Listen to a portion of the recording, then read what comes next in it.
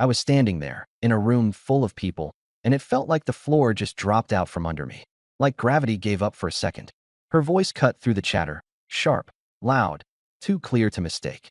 Honestly, I haven't gone to bed with him sober in months. It's just too boring. Some folks laughed, awkward and unsure. Others sank into their glasses like they were hoping to disappear. I just sat there, heart thudding like a live wire in my chest, eyes locked on hers.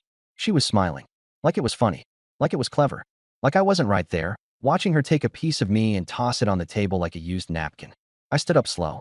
No theatrics, no raised voice, just enough to be heard. Then pour yourself something strong, I said, because this was your last night in this house. But let me back up a bit. That didn't come out of nowhere. You need to know how we got to that moment. Name's Jack. I'm a factory electrician. Been doing this nearly half my life. Working with metal and sparks and cables thick as your wrist. I know where things fail. I know how to trace problems to the source. And I know when something's too fried to fix.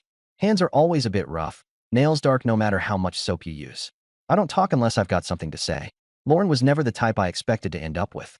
I met her at a house party thrown by some friends of mine, more her crowd than mine. She came flying in like she was late to something important, already talking as she pulled her coat off, tossing jokes around like confetti.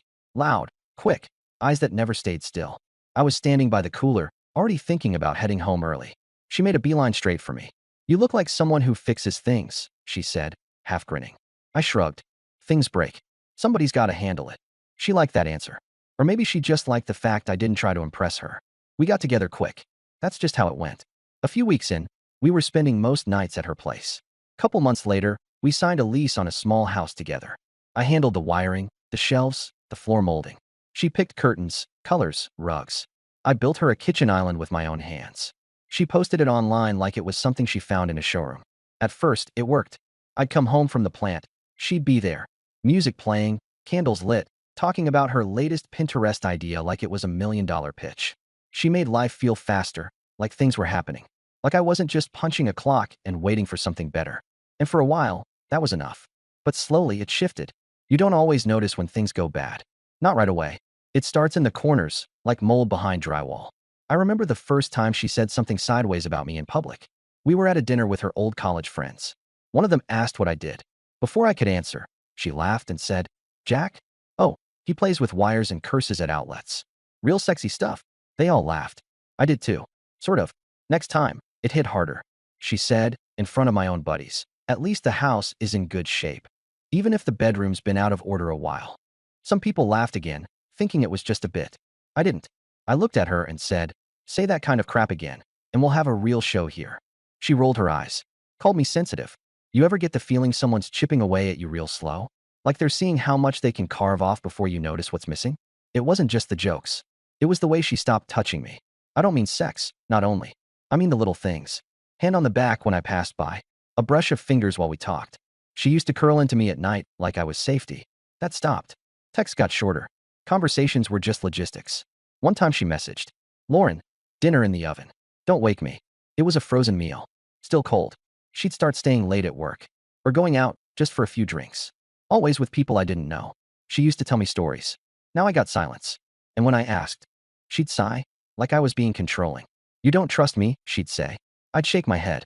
I don't know what I trust anymore. I'd sit on the porch after shifts with a beer, looking at the house I spent hours fixing up, wondering why the hell I felt like a stranger in it. One night, Nate, my coworker, and I were having a smoke break. I told him things were off. He asked, you two fighting? Not really, I said. Not like yelling. Just like she's not in the same room as me anymore. He gave me this look. That sounds worse. And he wasn't wrong. The night of that dinner party, the last one, I should have seen it coming. She was glowing that evening, cracking jokes, laughing too loud, pouring wine like it was water. She always turned it on for an audience. I kept to myself mostly. Her crowd didn't care much for shop talk or tool belts. Then she dropped that line. I haven't gone to bed with him sober in months. It's just too boring.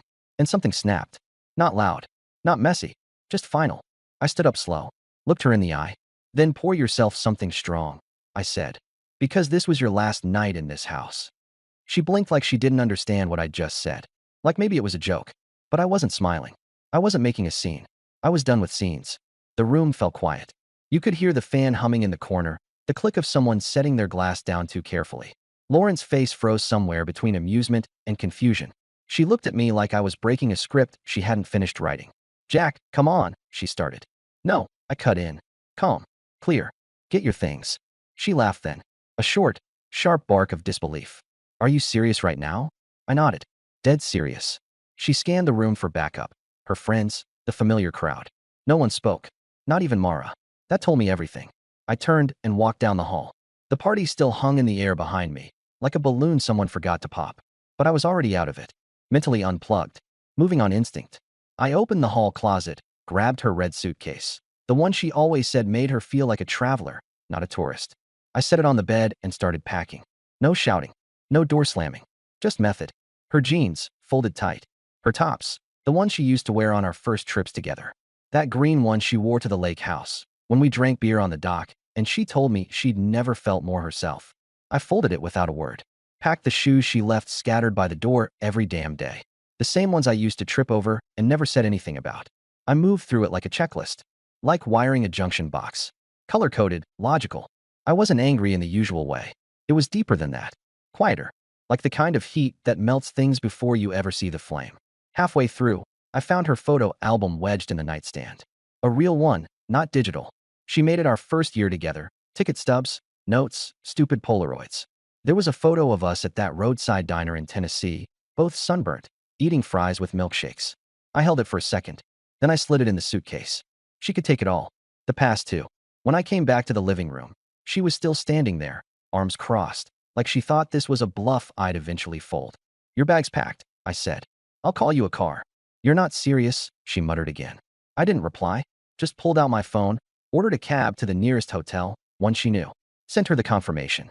Then I walked over to the side table, opened the drawer, and took out the file I'd been holding onto for weeks. Inside was the printed bank statement showing the transfer I'd made. Her name, her account, all legal. I'd moved her half of the house payment from her old joint account before I cut her access. She never noticed. Probably too busy being tired. I handed her the paper. What the hell is this? Your share, I said. Paid with your own card. It's done. You don't live here anymore. She looked down at the document, lips parted, eyes scanning like she couldn't process it. You took my. No. I took what was mine. You just didn't care enough to check. She opened her mouth again, but I shook my head. Don't. Just don't. I set the suitcase by the front door. She didn't move. Just stood there, arms limp now. For a moment, I thought she might say something real. Something honest. But no. I walked past her, into the kitchen. Grabbed a beer from the fridge, popped the cap, took a long pull. My hands weren't shaking. You know what's funny? I remembered the first time she cooked for me in that kitchen. Some kind of curry she'd Googled. Burnt the rice, dropped the spoon. We ate on the floor and laughed like idiots. That was the last time I heard her laugh like she meant it.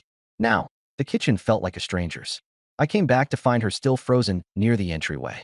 I nodded toward the door. Your ride's 2 minutes out. She whispered. You can't just kick me out like this. I looked at her. Really looked. And in that moment, I didn't see the girl from the party or the woman who danced barefoot in the living room the night we moved in. I saw someone I didn't know anymore. I didn't kick you out, I said. You walked out months ago. Tonight, you just finally heard the door close behind you. That shut her up. The headlights flashed outside. I opened the door, picked up her suitcase, and carried it to the curb. Set it down like a delivery. She followed slowly, like every step took effort. She didn't cry. That wasn't her style. But her eyes were glossy. I could tell she didn't expect it to go this way. She always figured I'd bark, maybe sulk, but not act. When she reached the car, I said one last thing. I filed the papers this morning. Everything's covered. You'll get the details soon. Good luck. And next time you want excitement, try not aiming it at the person who built your whole damn life with both hands. She just stood there. I walked back inside and closed the door. Only then did I let myself sit down. In silence. I stared at the wall for a long time. Didn't turn on the TV. Didn't check my phone.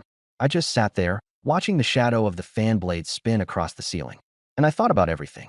How fast it all changed. How someone you build a life with can start pulling bricks out of the walls while you're still standing inside. I thought about that trip we took to the mountains. The time she cried on my chest because she thought I might leave her one day. I thought about how I kissed her hair and told her I wouldn't. How I meant it. I thought about the first night she moved in. She brought her plants in little cracked pots. I carried all of it in 2 trips. She looked around the place and said, it's weird. Feels like this house is exhaling now that I'm here. And I thought, maybe it's inhaling again now that she's gone. I woke up to quiet. No music, no half-running shower, no click of her heels on the hardwood. Just the hum of the fridge and a strip of light cutting across the floor from the blinds. I sat up slow, rubbed my face, felt the dull ache in my lower back, same as always. Only difference was, I wasn't bracing for anything. No sigh from the other side of the bed. No silent treatment waiting in the kitchen. Just nothing. I made coffee the way I always did. 1 scoop extra strong. Mug chipped on the handle. I leaned against the counter and took the first sip. The place felt different. Not lighter, not heavier, just still. I wasn't sad. That was the strange part. I expected some kind of wave to crash over me, but it didn't come. What I felt was closer to relief than grief. Like a weight I'd forgotten I was carrying had finally slipped off my shoulders. The suitcase was gone from the curb. She'd taken it. No calls.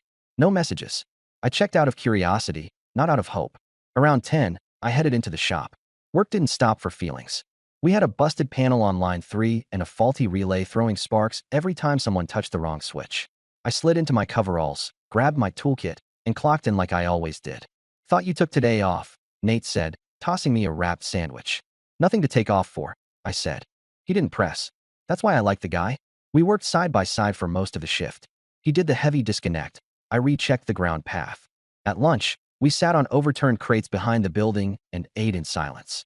Just wind, machines humming somewhere far off, the smell of grease and burnt metal hanging in the air. Finally, he spoke. "So, she really gone?" I nodded. "Last night. Packed her up. Sent her out." He took a bite, chewed for a while. "Damn, that all you got?" He shrugged. "You knew it was coming." "I'm just surprised it took this long." I didn't answer. He leaned back. "Listen, man, I saw how she looked at you, months ago. It wasn't hate.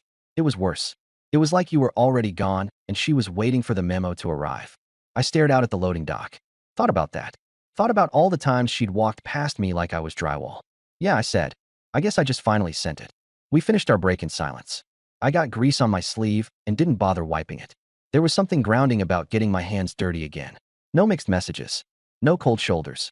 Just wires and circuits that did exactly what they were supposed to. Later that week, I ran into Mara. Not planned. Just one of those weird, timing is a joke moments. I was picking up bolts and sealant from a hardware store near the west side of town. She was at the self-checkout with a basket of throw pillows and candles. She saw me first. "Jack." I turned. My stomach tensed for half a second, but I kept it cool. "Hey." She looked me up and down like she wasn't sure if she was supposed to be mad or sorry. "You look good." I raised an eyebrow. "That a surprise?" "No. I mean, yeah. I don't know. Just, Lauren said you'd be a mess." "Lauren says a lot of things." She didn't laugh. Just sort of winced. "She's not doing great, by the way," Mara said after a pause. "Didn't expect you to actually follow through." She didn't think I could. "Yeah," she said, fiddling with her car keys. "That's kind of the problem. I let that hang in the air. Anyway," she added, shifting her weight, "I'm not picking sides. Just thought you should know. She's been staying with her sister. Says she can't sleep." I looked at the shelves, nodded slowly. Should have thought of that before she started using me as her punchline. I don't think she realized how far she'd gone. She knew. She just didn't think I'd leave. Mara opened her mouth, then closed it again. "You're not who I thought you were, Jack." I tilted my head. "That good or bad?" She smiled, faintly. "Good." Then she left. I stood there for a while, holding a can of industrial cleaner and wondering how long Lauren had been painting me into her stories as the quiet idiot who'd never walk. She was wrong. Back home, I finally cleared out the last drawer she used. Found a few old receipts, some dried-up mascara, a love note I'd written her 2 years ago, still folded tight, edges yellowed. I didn't read it. Just dropped it in the bin. I didn't need to remember what I was trying to say back then. Whatever it was, it didn't land. That night, I made dinner for one. Fried eggs, sourdough toast, black beans on the side. Sat at the counter and ate slow. No background noise. No texts. No apologies. I wasn't bitter. I was just done. Funny thing, when someone disrespects you long enough, it doesn't explode. It empties. You don't rage. You just stop caring. And when you stop caring, that's when you finally get free. It had been about a month. Long enough for things to settle. Long enough for the silence to feel normal. I'd rearranged the living room. Pushed the couch up against the far wall. Swapped out the rug she always said was too beige. I didn't do it out of spite. I just wanted the place to feel like mine again. Like it hadn't been frozen in a version of life that didn't exist anymore. Work was steady. The plant picked up a few contracts and I picked up extra shifts. Nights were quiet. A couple beers on the porch, maybe a movie if I wasn't too tired. I didn't date. Didn't feel the need. It wasn't about loneliness. It was about resetting. Finding that part of myself I'd stopped checking in on somewhere along the way. Then one Saturday, I walked into the grocery store down on Marlowe to grab a few things: bread, coffee, maybe some hot sauce if they had the good kind back in stock. I wasn't even 2 aisles in when I heard her voice behind me. Jack! I turned. There she was, standing by the canned goods like she didn't know what to do with her hands. Hair pulled back. No makeup. Eyes tired, but clear. Like she'd been crying, but not recently. Just worn down. Hey, I said. Neutral. Not cold. Not warm. She nodded once, like she was waiting for something more, but I didn't offer it. You look different, she said. I sleep now. She smiled at that. Sad smile. Honest one. Can we talk? I looked around. Here. She hesitated. Just outside. 5 minutes. I thought about it, then gave a short nod. We stepped out into the parking lot, leaned against opposite sides of a shopping cart corral. The sun was low, casting long shadows.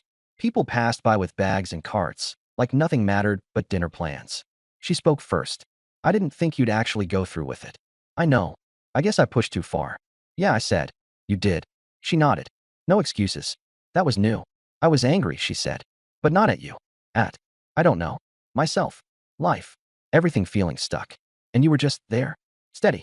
So I started kicking. You wanted chaos, I said. You got it. She looked down. I missed the way things were.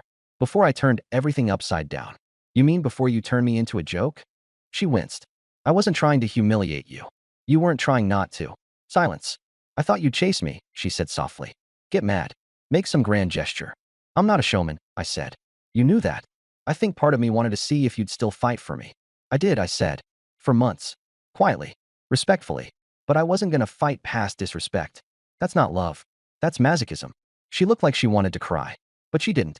Just stared past me at the horizon, where the sun was dipping behind the strip mall across the road. I've been staying with Jenna. I got a room now. Trying to figure things out. Good. Another silence. But this one didn't hang heavy. Just real. You hate me? She asked, barely above a whisper. No, I said. But I don't miss you either. That landed. She wiped her hands on her jacket sleeves. I just wanted to say I'm sorry. I nodded. I know. I thought maybe we could. No. She stopped. There's no redo, I said. There's no trying again. What we had is gone. It's not anger. It's not spite. It's just done. She blinked hard. Right. I pushed off the cart corral and stepped toward the store. She didn't follow. Take care of yourself, Lauren. She didn't answer. Just stood there, alone in the fading light, watching me go. That night, I sat out on the porch with a beer. Same routine. Same view. But something felt different. Not in the world, in me. I felt clean. Like I'd finally shut a door that had been hanging open for way too long. No wind. No drafts. Just solid, quiet closure. And it hit me. You can't make someone see your worth if they're too busy looking over your shoulder. You can't keep pouring into a cup that spits you back out. Sometimes the strongest thing you can do is walk and not look back. Thanks for sticking through the story. To be honest, there's still a part of me that wonders if I did the right thing. Maybe I was too cold, too final. Maybe I should have tried harder, gone to counseling, had another talk, waited a bit longer. I don't know. But at some point, you just run out of reasons to stay. What do you think? Did I pull the plug too soon or too late? Drop your thoughts. I'll be reading the comments.